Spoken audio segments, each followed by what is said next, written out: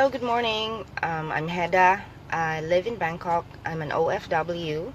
I'm a single mom and I have two kids. They're 15 and 11. Um, I just want to talk today about something that came to my mind upon reading that Leni Robredo and Kiko Pangilinan, along with others from their party, are gonna go to Africa. And the reason for that is because Lenny is going to make another speech at a liberals organization summit or conference, so to speak. And I posted something on the site, okay, and I know it's very controversial, but to some people, but I think in general terms, not a lot of people understand why it is very, very important that we focus our energies, our money, our effort into what's happening in our country. Because although yes, okay, the census from 2015 says that we have 28% of people living below the poverty line, but if you go to our cities and you go into the areas where there is poverty, would you say that that 28% is not the actual number when it comes to reality of things? It's more than that, okay? I would say more than 50% of our people live, okay, in poverty.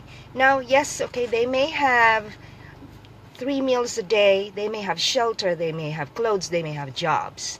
But we know for a fact that most of the time those are not enough in order to offer the Filipino, the regular Filipino, a good life. A life where he is free from abuse, exploitation, and even extortion. Okay, so let's just be honest about things. I was kind of not I'm more than disappointed, okay, with the LPs. In the light of everything else that's been happening, in the light of everything else that people are clamoring for, they don't care. This trip going into South Africa to make a speech, okay, and then to get together with some people who share their liberal idealism while your people are starving and are being exploited in your own country, that is hypocrisy at its very core. And okay, I don't care if people don't agree with that, okay, but that's how I see it. And for you who are listening, don't take my word for it, okay? Look at their actions. Watch, okay, between what they're saying and what they're actually doing, because there's a difference there. There's a stark contrast between what is said and what is actually being done. Now, why is poverty such an important focus in this current administration? Because, okay, not a lot of people know this, because it doesn't even make itself into the mainstream media. There are a lot of studies on human trafficking and especially child prostitution. It's not just about children being trafficked abroad. Women and children are also trafficked within our country. A lot of people, a lot of kids, okay, or women from the poorest areas of Mindanao and Visayas are trafficked into Manila, okay? And if you recall, one of the things that Duterte was against was the military exercises that we were doing with America. Now, a lot of people don't understand that when there are foreign military forces that come into a country, into a certain area in a country, that is breeding ground for prostitution and for sexual exploitation. Now, if you, okay, don't believe me on this, okay, go and try to Google search what's happening, the sentiments of the people in Okinawa, Japan, where there is a big US military base. Try to see and try to look for stories, okay, about what's happening there, and you will understand. Before the U.S. bases were taken out of our country, what were those places that they were situated? What were they known for? Let's ask ourselves about that. What were they known for? we it, those are places where our women are, yes, they are seen as what, working women. You know what, okay, a lot of them are from poor families, and because of their poverty, they were lured into that industry. I don't even want to call it an industry. It's a very exploitative one. And okay, the only ones who profit are the people who own the bars. Okay, are people who traffic these women, and then the men who use them. So why is this very important? Okay, poverty. What is the cause of poverty? The cause of poverty is that, okay, we have a very extractive kind of political and economic situation in the Philippines, when you have public officials who prey and who abuse, okay, the weaknesses of their constituents. That breeds poverty. When you have officials who are corrupt, okay, and then take out the use the money that's supposed to go into the towns, into the barangays, into the provinces for their own good, or for their own trips abroad, okay, buy Prada for their mistresses, okay, what else, okay, would be left for the people who are unprotected? You don't need, okay, a PhD in social sciences in order to understand that. Okay, you just need to be a caring and considerate human being in order to understand that that is wrong. Okay, and that is why I am more than just disappointed in people in people who still support these people who are going against the government, because the question in my head is, can you not see what is happening? Do you really not see that the actions that the opposition is doing is going against what's good for the people and going against the welfare of the people? I don't understand why other people don't see that. For me, it's stark clear, and for a lot of people now, it's stark clear. A motherless nation, a motherless, set of generations for decades and decades now, because of our OFW phenomenon, is ripe for trafficking and for having our poor and our children being abused.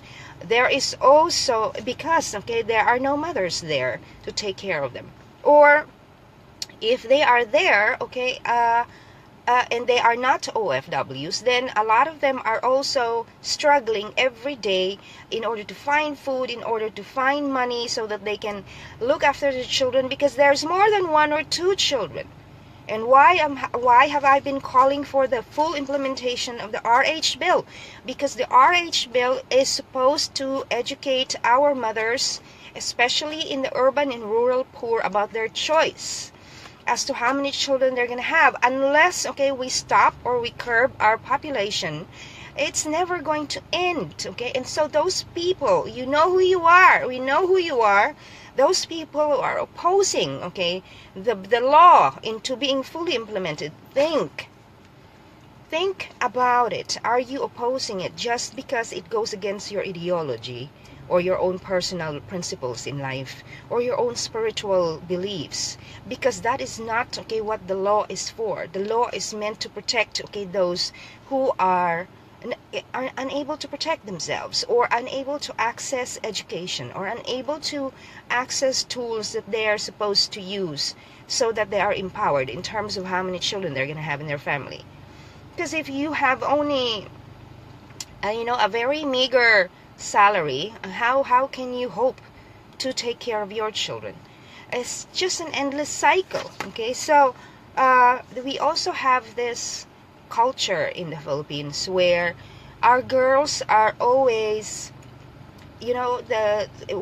our girls are most of the time given feedback about whether they're guapa, maganda, or sexy.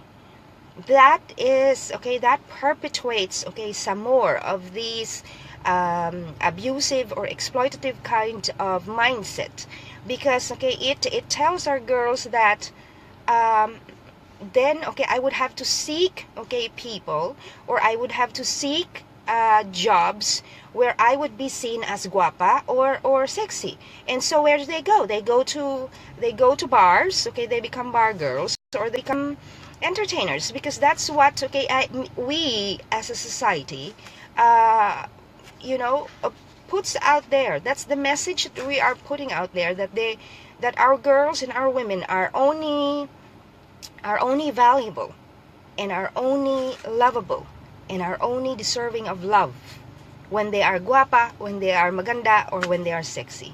And that, okay, that needs to stop, okay, because we are feeding into that. Okay, now why does it incense me to no end, okay, that this vice president, okay, with Pangilinan is going to Africa. Now the organization that they're going to talk to is being, is mainly led, okay, by a European company.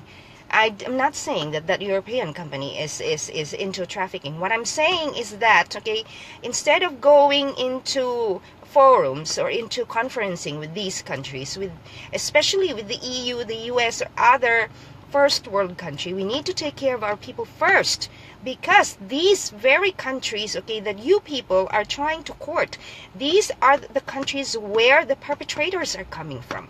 There are Europeans, okay, there are people in the Philippines, foreign people in the Philippines, that are doing their business in the Philippines. Child pornography. Please, okay, start reading on this, okay? We have to talk about this. I don't care anymore, okay, where's this gonna be taken? Because, okay, we need to be talking about this. There is a bid for world government. What does that mean? There are people, okay, it's the wealthy, it's the powerful, okay, they feel that they can control the lives of those who are weak and those who are not saying anything.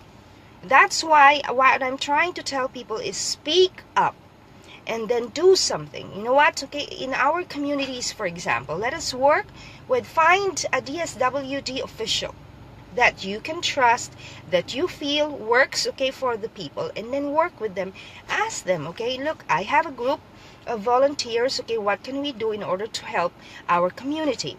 We don't always have to be blogging, okay? Now the bloggers, okay, I think are doing a good job at making people aware and sharing information to people to make us think. Because our society, okay, our media, our television, our films have been dumbing us down. And, okay, our officials, okay, our government officials, I don't know, their sense of dignity, a lot of them, okay, have just flown out the window.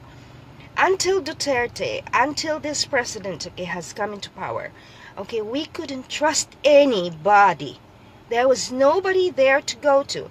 You know what, abroad, okay, one of the things that I've told, okay, the people that I have worked with here in Thailand is that, you know what, okay, no one's coming. That's most probably the slogan for every Filipino before the time of Duterte, that no one is coming.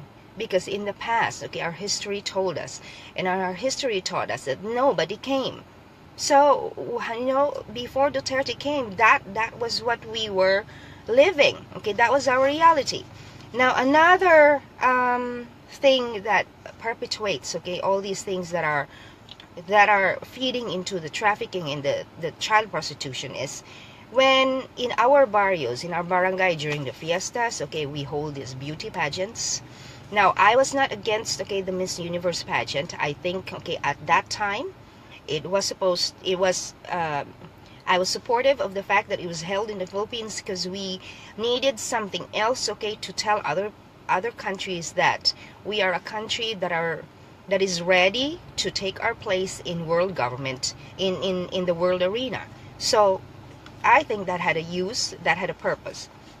However, the beauty pageants, okay, that are being held in the barangays, in the barrios, okay, who's watching them?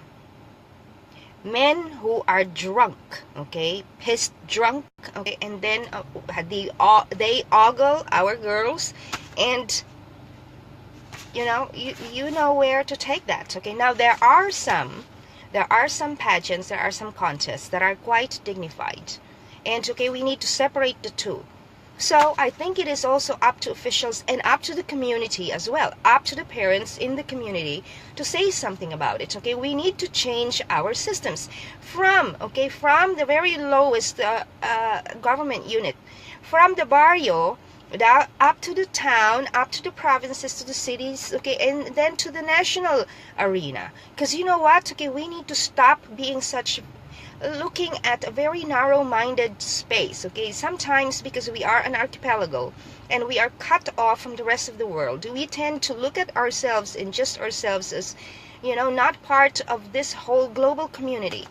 We need to look at ourselves, okay, as part of the global community, because we are being preyed upon, because we are poor, we are weak, okay, we cannot protect ourselves. Okay, now this president right now is all about empowerment, is all about us, okay, being able to rule ourselves and to self-govern, but to an extent that we have the resources that we need in order to protect ourselves, in order to converse with other countries, so that we are in equal terms with them. And I have seen it, okay, from his current visit, okay, in these ASEAN countries, that he is actually being respected, okay, by these leaders. He is actually looked upon as someone who can probably lead, okay, the ASEAN countries into being a more solid group of people, group of community. And that's what we need. We need to stop sucking up, okay, to the EU, okay, to the US, because, okay, those are, I'm not saying the countries or the government themselves, but those are where some of these exploiters are coming from.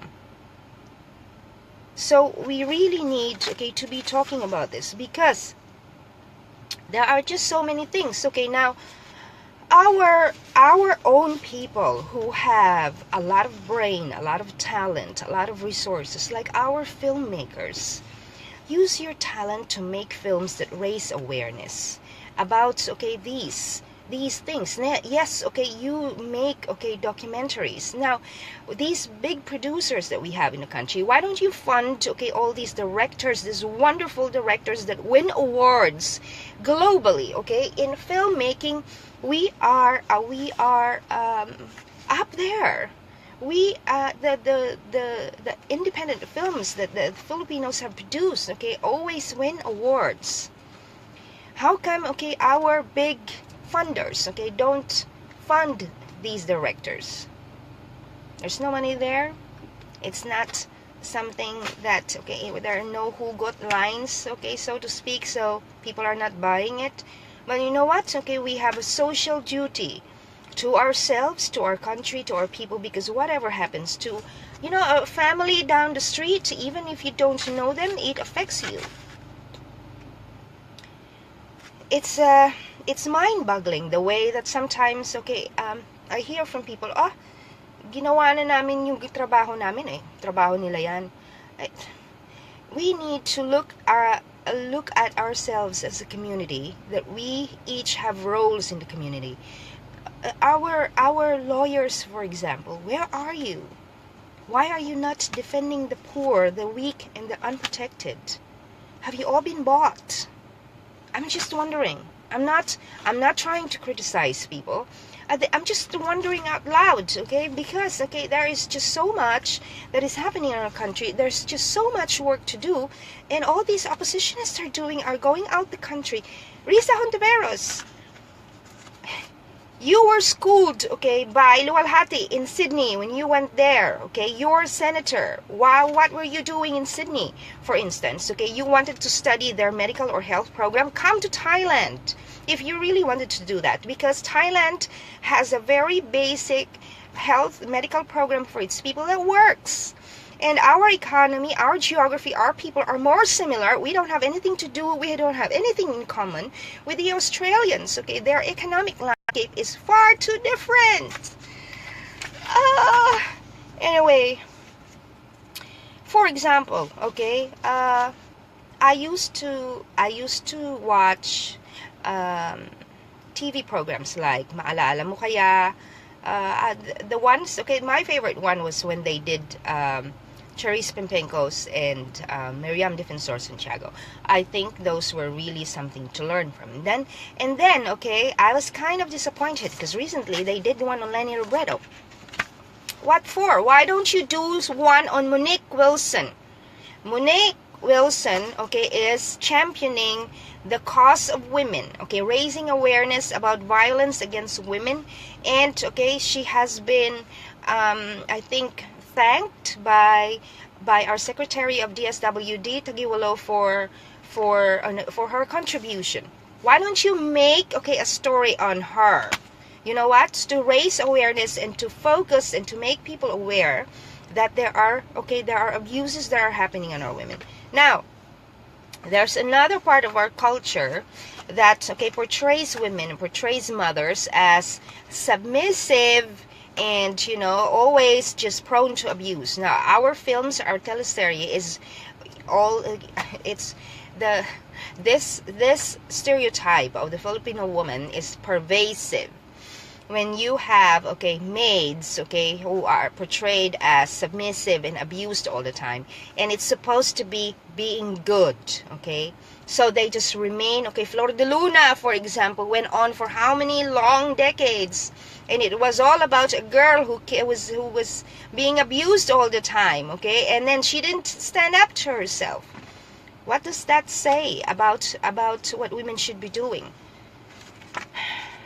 So, my hope, okay, for our country is that, yes, it is very important for all of us to be aware and to be talking about things on Facebook. But it is also equally important, okay, that the people in the Philippines also do, okay, our part, okay. How? By being active, being, you know, paying attention to what's happening in our community.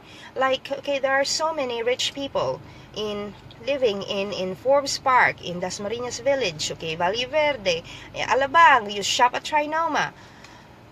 Do you guys, okay, band together and then try to do something for the poor, not just giving lugaw, okay, to the kids, okay, or to the poor people, but actually working, okay, in projects that would help them towards self-sufficiency, because that's what we need.